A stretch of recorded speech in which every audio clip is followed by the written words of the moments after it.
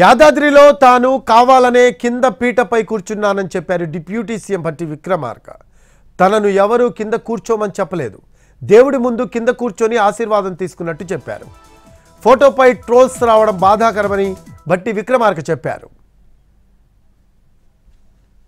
కూర్చొని వారి ఆశీర్వాదం తీసుకునే కార్యక్రమంలో భాగంగా కావాలని నేను కింద కూర్చొని వారి ఆశీర్వాదం తీసుకోవడం జరిగింది.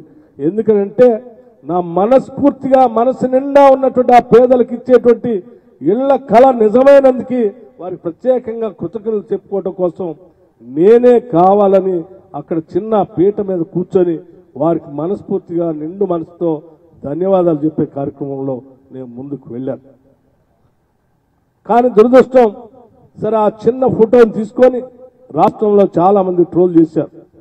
వారందరికీ నేను సహృదయంతో కృతజ్ఞత తెలియజేస్తాను. నిజమే, మీరు మనసుకి కష్టపడి ఉండొచ్చు, కానీ ఇది ఎవరో కావాలని చేసినటువంటి కార్యక్రమం కాదు. నేను ఈరోజు రాష్ట్రంలో ఉప ముఖ్యమంత్రిగా ఈ రాష్ట్ర ప్రభుత్వాన్ని శాసిస్తా ఉన్నాను. ఆర్థిక శాఖని, అట్లాగే విద్యుత్ శాఖని, ప్రణాళిక శాఖని కూడా నేనే నిర్వహిస్తూ ఈ రాష్ట్రంలో తీసుకునే అనేక రకాలైనటువంటి ప్రణాళికలు కానీ విధానపరమైన నిర్ణయాల్లో కూడా ప్రముఖ పాత్ర పోషిస్తూ ఈ రాష్ట్ర ప్రభుత్వాన్ని శాసిస్తా ఉన్నాను.